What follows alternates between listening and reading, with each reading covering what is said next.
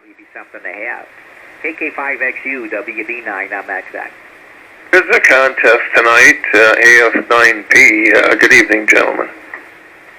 Yeah, you talk about the one on 160, or is there one on 40 also?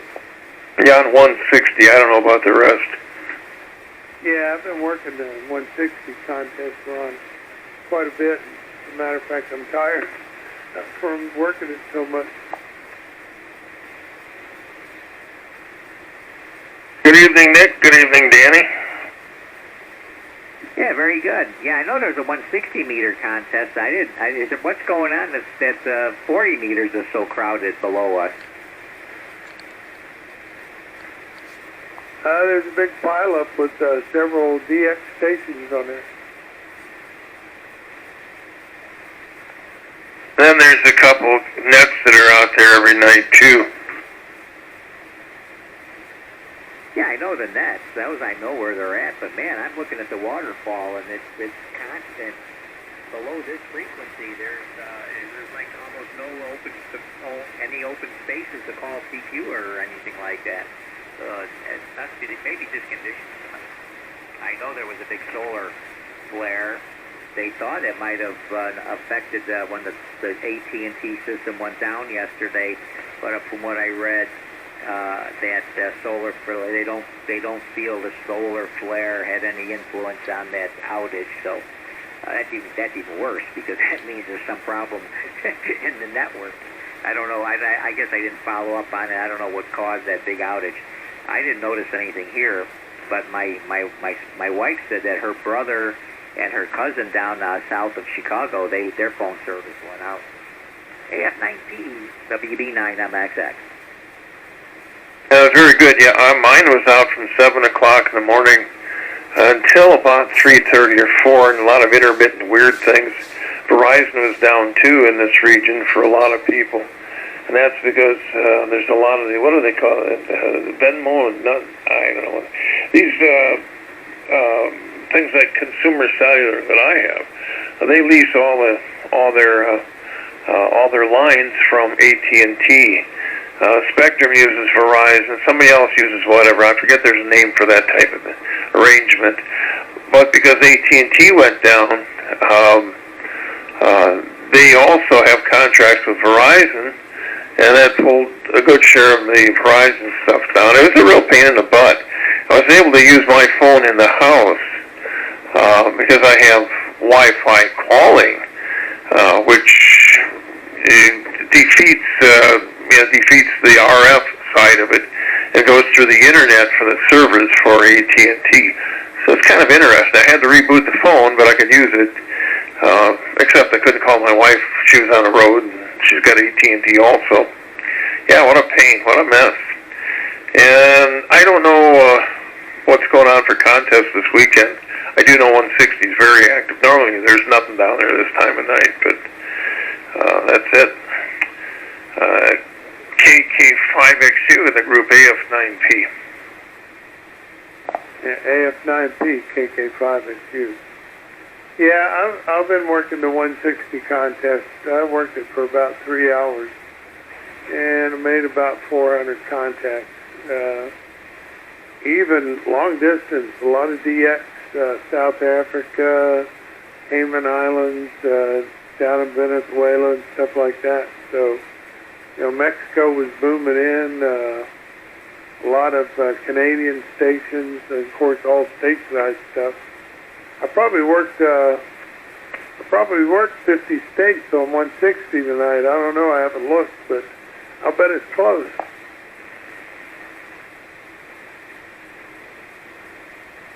Yeah, there is. I just looked at my, I have a ARRL calendar on the wall, and it's smaller this year. I think it's smaller. Anyways, the print is I can't read it from here, so I had to get up and look at it. And there's a 160 meter SSB contest today and tomorrow. So yeah, that's definitely a big thing going on right now. That's why you're working on. That's a good time to work in countries, though. That's for sure. Every now and then, when there's a contest going on, I might just hand out some points if I'm in the mood, and usually get, it's like no sweat at all to work the extent. It looks like I have to tune down there and listen a little bit. But it's definitely a worldwide SSD contest on 160. What do you? Oh, you had a loop. That's what you got there, Danny. That big loop. I was gonna say, what do you use it for an antenna? I don't have any antenna capability here for that, Dan. Go ahead, Ron. AF9P WB9MXX. Oh, and speaking of antennas, I had such a difficult time hearing you the other night, Danny, and that wasn't strictly, of course, your signal, because your signal is relatively good, but my noise level's so crappy.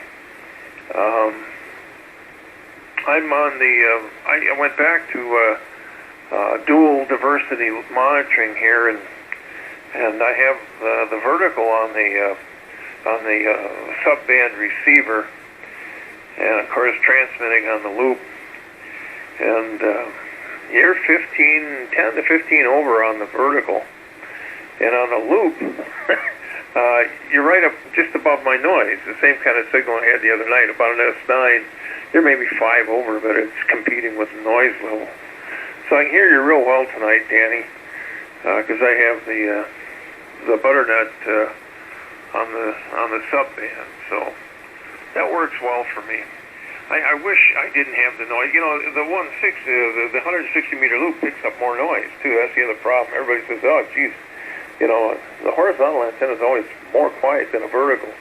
I have never found that to be true, and this full wave loop, man, it's got a whole lot of pickup for interference, electrical noise, that type of thing. Next, WB9MXX, the group AF9P. If I got the rotation right, I don't know. I beg your pardon, I think it's Danny next. Go ahead. Well, I'll tell you, it's not the way it is at my house, because I have a vertical on 40 and 160 meter loop, and man, there is a big difference, like 5 S units in noise. The loop is real quiet, and all the loops I've ever had were always real quiet. So I don't know what's going on. You're receiving something. How high is your loop, Ron? The highest point's maybe 50, lowest point's about 30. So that's all I got for trees here. Yeah, could tell. Well, I don't know. My loop, if I can work my loop, I'll go to the loop every time because it's so much quieter. I'll give up a couple of S units of signal because the loop is like 5 or 6 down in noise. Go ahead, Nick. WB9MXX, KK5XU. You can tell I'm getting tired. Yeah, KK5XU in the group WB9MXX. And, well, yeah, okay. Now we know why. Because normally you don't have, I had no problem copying Danny, and, but I know you have a noise problem there. It's been pretty quiet here. Nothing unusual on my end here. So that's been okay. Everybody seems to come in pretty strong tonight. It looks like the band's in pretty decent shape. And so now we'll have to, now they're saying the sunspot cycle peak may be happening like now. I mean, really? That's like a year ahead of time. I hope not. AF9P WB9MXX. Yeah, that'd be a little disappointing. I was hoping to run a little longer, peak a little greater. Yeah. Anyway, I don't have a lot tonight. I've been studying some other things here on the computer, and heard you guys talk, and decided to jump in and note that, yes, it is a contest, and I haven't heard that much activity on 160 in the evening in a long, long time. In fact, I think the last time was a single sideband worldwide single sideband contest or party. And I can't work 160 either, Danny. My 160 full meter loop is too short. I need to get some more inductance in the thing. I got no more room to hang wire in trees, so I need to get some additional inductance in there. And then maybe we'll work, I'll be able to work 160 once again. Danny, KK5XU in the group, AF9P. I guess I'm a little tired out here tonight. I'm just not really with it tonight, I guess. Go ahead, Danny. Yeah, I got up early this morning to take my truck into the dealer. The electric lock doesn't work on the driver's side door, the front door by the driver. And so I took it in, and I called them about 3 o'clock. Are you getting anywhere on that? And they said, yeah, we had to order a part. It'll be in tomorrow. You can either come and pick it up or no, or leave it. So I said, well, I'll come and pick it up. I need to go to some hay. So anyway, we went over to pick it up, and when I went in, she said, oh, by the way, they found a bad sensor on your thermostat that senses the temperature of the car, and we changed it and we fixed that, and that's included with the thing, and everything. Oh, well, thanks. So I go out and I get in, and I start driving home, and I go to turn on the air conditioner, and the air conditioner doesn't work. Aha. They made it better. I had that problem, with my, what was it, the charger? I had a recall, and they had to change. It was related to that big thing with the airbags. And they had to change a sensor, not a sensor, a module or something. And, they had to take the dash apart, and they didn't. Same thing. I went home. A good thing it was summertime. And I went to put the air on, and I had nothing. They didn't connect the plug under the dashboard. I brought it right back in. I mean, they took care of it like in a minute or two, but I was like, really, you guys are supposed to be the pros on this, and they all were all real apologetic and all of that, and it didn't cause any permanent, was not a permanent thing, but had it not been a warm day and I didn't try the AC, I probably, by the time I figured it out, they'd say, well, we didn't cause that, At least it was right on the way home. I just went right back. F9P, WB9MXX. Well, that sounds like you guys are making progress with the cars, so that's good. Now, the Honda, that was in yesterday morning, and they supposedly fixed the cruise control problem, and the auto start stop kept flashing a fault code. So they changed some component or something, and there's 2 pages of report. Supposedly it's all fixed. We'll find out. And there was something else I forget. I'm just not in tune tonight. I took. I'll never do this again. Yeah, I think I told you, Nick. I was taking the Ford into the garage to the shop, and at the Ford dealer in Racine, and asked them to change oil, full synthetic, etc. And that's always $100. And that's 7 or 8 quarts, and then a filter and shop towels. It ends up being $100. So I was expecting that.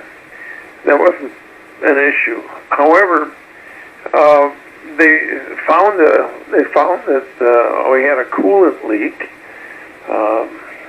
and turns out, so they kept it overnight, went through it, checked it out, and said, geez, it's just a hose. Well, with Ford, a hose means it goes 5 different places, and it's $85 or something, and takes 16 hours to replace, Well, I said, yeah, I'll fix it, obviously. They checked, it's under warranty. Okay, cool. I have a $100 deductible for that. That was $597, of which I paid $100. But here's the corker. I had asked them to do the rear differential, the transfer case fluids, as well as the transmission to flush and or replace the filter. It was on a little over 100,000 miles. my end of this deal for my end of this deal for the oil and filter, transmission, flush and lube or whatever, transfer case and rear differential plus my $100 deductible on that warranty hose, $955. Man, I mean, I know they got some labor at 150 or something an hour, but holy God, I'll never do that again. I will be calling my nephew or grandson or something to crawl under that truck and change those fluids. Holy crap. No more beer for me for the next 20 years. KK5XU AF9P.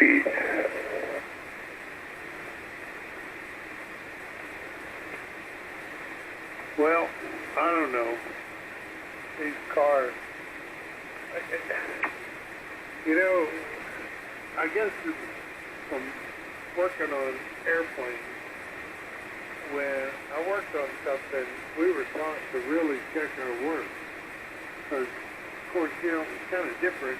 People's lives depended on, you know, if you mess something up on an airplane, you know, he's up there in a combat mission, and, you know, he's pulling 6, 7 Gs and stuff. You know, the solder joints had to be perfect. So everything had to be buttoned down. You couldn't let a screw go. If you stripped the screw, you had to fix it. You know, and stuff like that. And you checked the work to make sure everything worked. You chucked it and you checked it again. And this guy, you know, replaced his sensor and didn't check his work. And that kind of gets to me, over. Go ahead, Nick. Yep, okay. Yeah, well, you have to, aircraft, you got to double, triple check. That's just part of the routine. But, yeah, I know what you mean there, Ron. Well, you know, you use full synthetic, that'll actually last quite a while. It doesn't break down like normal oil, even under heavy duty conditions. So, that's just, you probably won't need that again for a while. It's not like engine oil that there's some blow by and it gets, you know, contaminated. The sealed units, that should be good for quite some time. But boy, oh boy, yeah, I know what you mean. I just had a battery put in the Jeep, and what else? I had something else done when I was there. And that was, you know, just to buy a battery now is $200 to buy it yourself. I mean, you can get some fly-by-night, you know, you can get some, off-market battery cheap, but, you know, they got, when these vehicles have this stop-start trash, the battery has to be pretty robust in there. So I wanted to get the OEM battery for it. And it was 7 years old, so, what is it, 17, 18, 19, 20, so it was up there. It was over, it was starting to get to where my dashboard would blank out when the car started sometimes, and every now and then the remote start would shut down or wouldn't start. That's the computer sensing a low volt condition. It was okay when it was running, but so I knew the battery was going. I didn't want to get stuck somewhere, so I had to. Yeah, that stuff's all big money now. God, I even had then I had to buy a battery for the PT Cruiser, and I didn't go to the dealer for that. And it still cost quite a bit, and I had to bring it in for an oil change anyway. So while it was there, I had it done on D&D. Right, I've been going there for many years on the old, my older cars, and it's a good thing I had that changed because it wasn't holding a charge in the cold anymore, and so I waited till it warmed up, and the low volt condition actually caused the dashboard to die. He actually came in, he brought the car around the back. And he walked. He walked. I know the guy's there. I've been going there for years. And he walked up in front of him. How long does the dashboard not work? I says, well, it must be about 10 seconds. When I pulled in, it never did not work. Well, it's not working now. Well, apparently when they pulled the battery out and put the new one in, it reset it. So it must have been a computer. The computer.